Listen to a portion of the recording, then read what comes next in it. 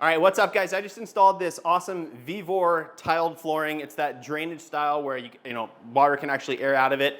This is the $1.50 option versus like the more traditional brands that are $5 a square foot. This stuff is $1.50 a square foot. Looks fantastic. Is it as strong as the other ones? No, definitely not. But I think actually working on this floor isn't ideal anyway, unless other than washing cars. If you're doing any sort of normal garage work, sawdust, little screws and stuff can go through it. It vacuums right up, it's not a problem, but it's just not an ideal situation. So for me, this was all appearance based. I just wanted my garage to look super, super good. And the only downside of this flooring is that they don't have an edge piece. All the other brands have an actual piece that has a nice little lip edge to it. So in today's video, we're gonna touch on that, the solution that I found for the edge right where the cars come in. And then also just gonna show you really briefly on how I do the small trimming for around the cabinets and stuff, because it's very, very easy. So we're gonna go ahead and jump into that now. Now, when I initially installed this flooring, I did half my garage because I was just kind of testing it. When I went to go buy the other half, they were out of stock. I'm happy to say it's all back in stock now. I've done the rest of the flooring. Now I just got to fine tune all the little spots. But I will put a link for this flooring down in the description for you guys. It's awesome. It comes in blue, green, this gray, which is my choice, and then they also have it in black. And the black's not a super high gloss black. It's a good kind of a satin finish, so I like the way that one looks a lot. You can obviously do designs, all that kind of good stuff. If you do a black floor with the blue trim, something like that. But I just opted for the complete gray floor.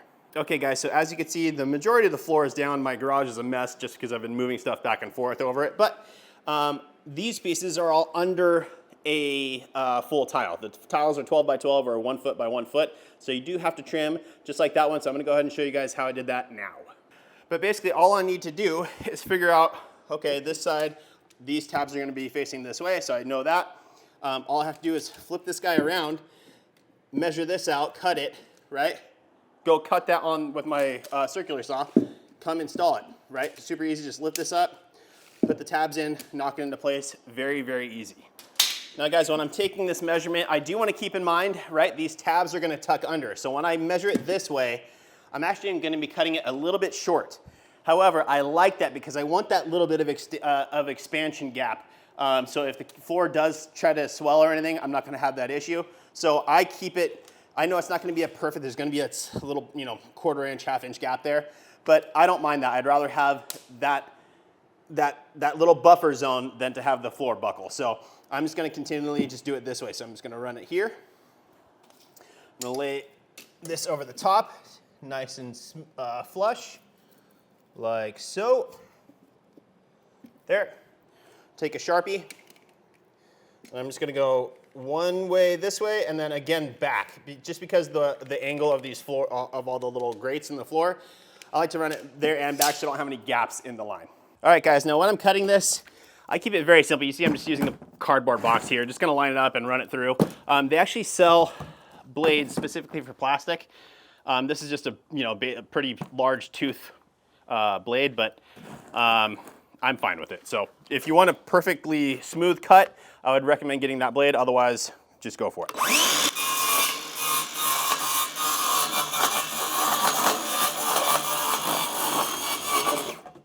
There we are. Okay, so I just went ahead and made the cut. Now, as I said with this one, I should probably start on the other end just because I'm gonna have to constantly be lifting this to tuck the tabs under. But just for giving you guys an example here, just lift it up, line it up. There we go, pop it into place. Perfect. Now again, there's not even a full fingertips distance as an expansion, but again, I like that. Okay, now that all the trimming has been done, right, we can actually go through and finish everything up. The biggest part for me, the biggest bummer about these floors, like I said, is there's no end transition for the edge where the cars come in. And this is what I found, this piece here. Now there's other flooring brands that do make that edge. I tried that and they didn't fit properly, so it kind of bowed up and then eventually would just pop off. It wasn't an ideal situation. Now this is flooring transition, but my local Home Depot didn't have it. Nobody had it. I actually had to order this on Amazon. So I'll put the link in the description for you guys. But basically it's this super, super hard rubberized plastic, whatever, but it's very, very hard. So when you drive a car over, it's not gonna compress and you're gonna be good to go. Traditional flooring transitions are typically like aluminum, little ramp ones. That's obviously not gonna work driving a car over the top of it. So now I did find something similar to this on like Home Depot, but the reason I went with this one is because of this whole piece here that's actually gonna slide underneath the floor. And then as you can see, it's this little C shape here. The flooring slips right into that, like perfect fit, like an absolute perfect fit. It's actually pretty tight, but I like that because it's gonna hold it into place. And then also the weight of the flooring and everything else that's on it is gonna hold this bottom piece in place, and you're not gonna have that failure of it popping off all the time. If it does, I'll talk to you about that in a second here of what the alternative would be to that. But I think this is going to be our absolute best option. And it's not super expensive. I think I had to order 2 rolls. I think it was about 60 bucks for the 2 rolls, 2 different sizes to be able to fit my garage door. And then one thing to note is when you do order this is just a little trim piece of it that I cut off, but it comes rolled up. So you're definitely gonna wanna, and you can see it wants to stay kind of bowed like this. So you're definitely gonna wanna flatten it out, lay it out, put some boxes on it and let it form, let the memory come back to just laying flat. Otherwise you'll have issues with it trying to blow up like that. Now for the flooring transition, the way I laid these down, this is the one that I did a torture test on. I actually beat this thing up, hit it with a hammer, a bunch of stuff to test it out. But I installed it with these tabs facing out. Now because this little area where it's gonna slip in isn't super deep, I'm gonna have to actually trim these off. So I'm just gonna take my circular saw, trim those off, and then I'm just gonna show you guys how nice and tight this fits. If there's different sizes of this transition, so I'll link to the right one and let you guys know exactly which one you need. I think it's a 1/2 inch, quarter, I don't know, whatever it is, but if you look here, I mean, it just sandwiches it perfectly and it holds it pretty tight.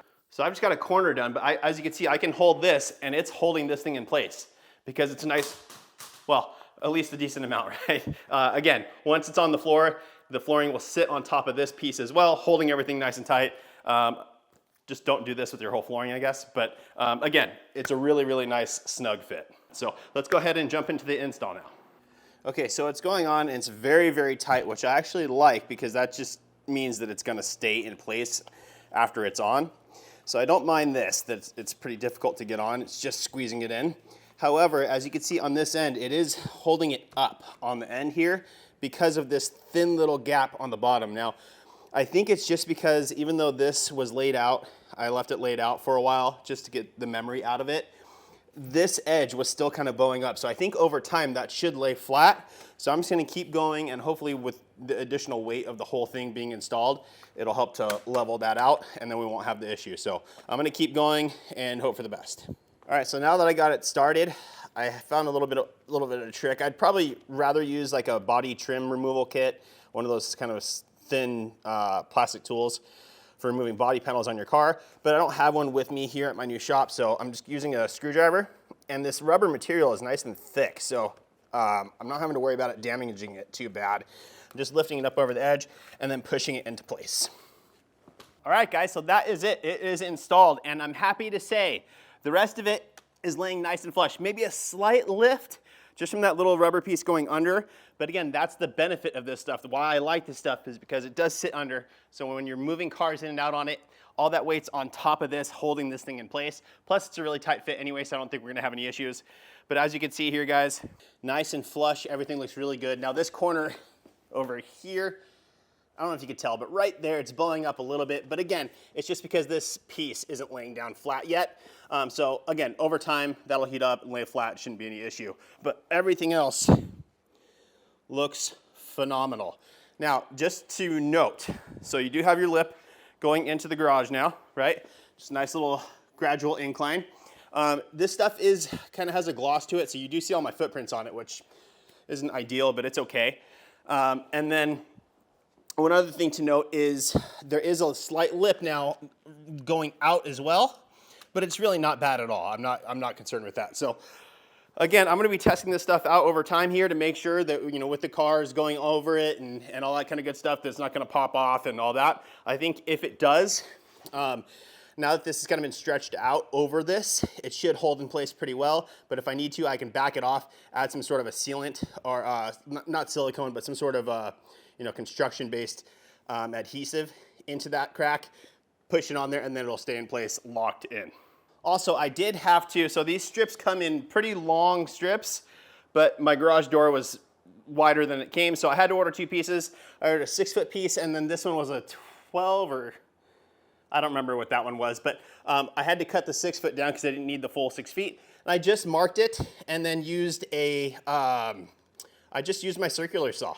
So it trimmed up pretty easily. Again, the good thing about this stuff is that it is so dense, so the car can go over it and it's not gonna just constantly being flattened out like an aluminum alternative would be, like for traditional flooring.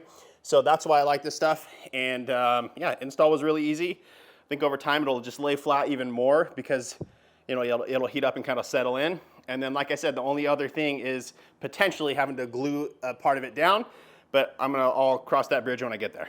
Okay, so that's it, guys. That is my solution for that entryway. I think it's a really good one. I think it should be a perfect solution. I'm gonna go ahead and finish all the edges now. I showed you how I did it, but I actually have to go and do it now, unfortunately. So that's it for today's video. I'm gonna go ahead and get out after doing all this. Thanks so much for watching. Please make sure to like the video. Make sure you subscribe, turn on that notification bell, and we will see you on the next one.